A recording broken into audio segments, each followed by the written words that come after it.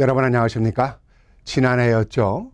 하버드 경영대학원에서 사용하는 코리아에 대한 교재 내용이 상당수 왜곡된 내용들이 발견된 적이 있었습니다. 코리아는 일본의 지배로 인해서 교육을 비롯해서 행정과 경제 시스템이 현대화됐다는 내용이었습니다. 반크 민간 외교단체가 이를 발견하고는 시정을 촉구하면서 5개월여 만에 교재를 수정을 했습니다. 일본이 한국을 통합했다라는 내용을 무력으로 동화시켰다로 수정을 했고, 산업화의 향상이 일본의 이익을 위한 것이라고도 수정을 했습니다. 위안부 문제도 해결이 아니라 아직도 긴장이 계속되고 있다와 동해를 일본해로만 표기를 했다가 동해도 다시 첨부를 했고, 아무런 표식이 없던 독도도 DOK라는 좀 애매한 표기이긴 합니다만은 독이라는 표기로 흉내를 내는 듯한 수정을 했습니다. 그러면서 하버드 대학 교재의 오류 시정을 더 나아가서 전 세계의 역사를 바로 잡아 나아가는데 노력하겠다는 답신을 받았습니다. 만족할 만한 수정까지는 아니었지만은 앞으로 왜곡된 역사를 바로 잡아 나아가는데 더 노력해 나가겠다는 하버드 대학의 반성이 보였습니다. 하지만 같은 하버드 대학의 램지오 교수는 지난 2년 전에 일본군 위안부 피해자들이 매춘부였다는 논문에 대해서는 아직까지도 수정을 거부하고 있습니다.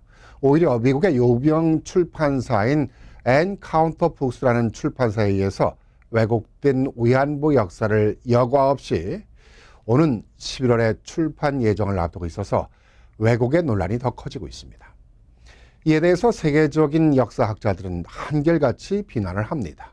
램지오 교수의 논문은 한마디로 억지다. 그런데도 램지오는 계속해서 억지 주장을 하고 있는 이유가 뭘까요? 일본의 전범 기업인 미쯔비시로부터 후원을 받아서 하버드 대학에 임용됐다는 사실과 또 하나는 역시 미쯔비시로부터 연구비를 지원받고 있다는 사실입니다.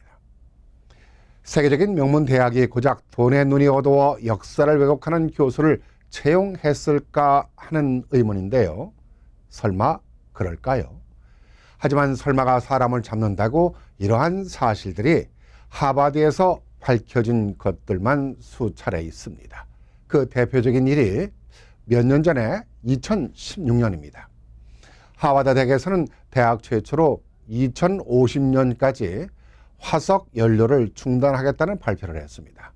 그런데 이러한 공약을 발표한 교수가 화석 연료 기업에 사회 이사를 맡으면서 대외적으로는 환경 파괴 기업으로부터 거액의 기부금을 받았던 사실이 밝혀져서 충격을 준 사실이 있습니다. 이런 사실을 보면 하버드 대학의 램지오 교수를 이용한 돈벌이를 하고 있다는 생각은 기우만은 아니라는 생각이 듭니다. 최고의 지성의 상징이라면 하버드 대학이라는 사실을 부인할 수 없죠. 하지만 정말 하버드 대학이 과연 교육의 표상인 그 대학인가 묻지 않을 수 없습니다.